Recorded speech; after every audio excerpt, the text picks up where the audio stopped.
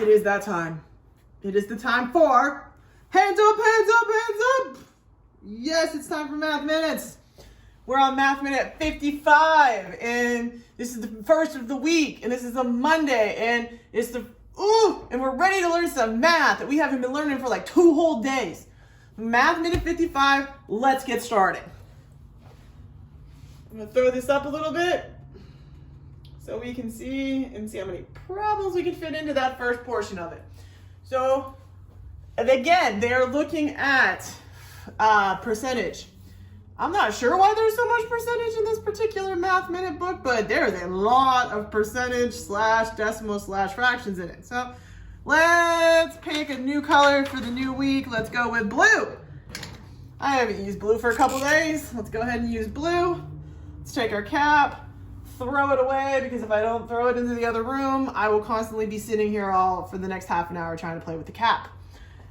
If you have things that you like to play with, make sure that you get as far away from you as possible when you're trying to focus and try to be on point. And right now I am doing some teaching. I've missed it for a little while, so I'm happy. Let's get back to work. You should have your tools out. So we got our little tool ready to go. As we were talking about last week, fractions and percentages and decimals, it's a very complicated thing to try to figure it out when you don't know. When you know the tricks and you know the trade, you're ready to go. It says, number 1, 8 out of 100 is what percentage? If we box our important information, there we go. First thing we're going to do is make that into a fraction, because that's by far the easiest thing to do. You have 8 out of 100. Over here, you know, we're previewing this, you know that there's a line right there. You know that there's 4 really right there. You know that. I mean, like, common sense tells you that. So you got to put the whole first. So put the whole first. So we have out of 100. So 100 goes on the bottom. When we're doing a fraction, we do a whole. Part goes on top. The part we're looking at. What part are we looking at? We're looking at 8. Ooh, that's pretty amazing. That's pretty cool. If we look here, can we do this problem? Yeah, it's actually really easy, because this may look like a fraction, but this actually means that. So we take our tool and we do 8 divided by 100. And if we do 8 divided by 100, we make it a decimal. So now we're down to a decimal. All right, so now, is that a percentage? No, that's not a percentage. All right, so we made it into a fraction. Now we made it into a decimal. Now let's make that decimal into a percent. So now that we have our decimal, we can make that into a percent. So we just times that answer by 100 and we get the answer of whatever percentage it is. So 0.08 times 100 equals, whoa, I didn't erase enough. So 0.08 times 100 gives you the percent. Now, a lot of you out there, and some of my teacher friends too, they're gonna say, why go through all of that when you can tell the kids that it's just 8? The problem is it doesn't actually, if somebody adds something to it, or if you're looking at numbers that are a lot more complicated, like say 8 out of 32, then you're not gonna have a system in place to go through it. So anytime that you come across a fraction that you wanna make a percent, you make the fraction into a decimal problem, and then times the answer by 100. And that will give it to you each time. Answer by 100. Okay, so you want to times it. All right, down here, you just go ahead and you do your division problem. If you do this every single time, no matter what numbers they give you, you will be correct every single time. If you try to use the trick of saying, well, as long as it has 100, you can put it over there. You can do that. But as soon as you get more complicated numbers involved, that's when you're going to get confused. And that's when you're going to get like super disgruntled about the fact that teachers lied to you. So for my teacher friends out there that say, why don't you do it the easy way?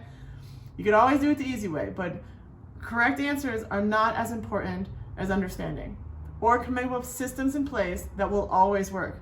The system here will always work for you.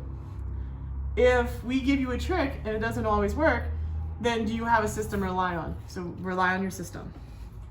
Again, number 2. They're trying to mess with you.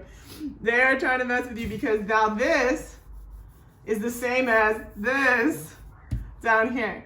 They just give it to you in a different form. When they give you this form, a lot of people have this is used mostly in probability. And since we have issues with probability at times, we want to transform that into something else. So what can we do? This is the part, this is the whole. So right here, part, whole. So take the part on top, whole on the bottom. Now what do? It's right here for you. Drop it down. We take the part divided by the whole, and we get an answer. So let's take our calculators, and we put 18 divided by 100. Our decimal becomes 0.18. I don't know why I looked at it. I kind of knew what the answer was. All right, so we've done the division problem. So we've done the division portion, so we're done. We made it into a fraction, we're done. Now we times that answer by 100, and that will give you the percentage. That's it. That is legitimately it. So we take 0.18 times 100, and that will give you the answer, which is 18. Again, people are going to give me a hard time, and they're going to say, why go through all of those problems and all of that system when the answer is literally anything over 100 becomes a percentage? That's true. Anything over 100 does become a percentage. But if it's not over 100, that's when you're going to have issues. That's when, oh, and I keep touching my face too. Don't realize how much you touch your own face until you have like some kind of weird flu pandemic that's going around and killing people. So it's true. This, if it's over 100, but if it's not, and do not take the trick if it's going to cause you problems later down the road. Number 3, what fraction does the shaded portion of the box represent? Again, I got to keep an eye out on the fact that, that this goes onto my wall. Friday, we talked about making sure that we understand how many lines there are, okay? So if these are cut right here, these are going to be cut right here too. So let's cut them. Okay, so now we have how many parts? 1, 2, 3, 4. So we have 4 parts altogether because they're trying to confuse you. So we'll go from there in a second. So we have 4 parts. And what fraction, so we'll talk about, we got to make a fraction, does the shaded portion represent? So shaded portion, so the fraction of the shaded portion.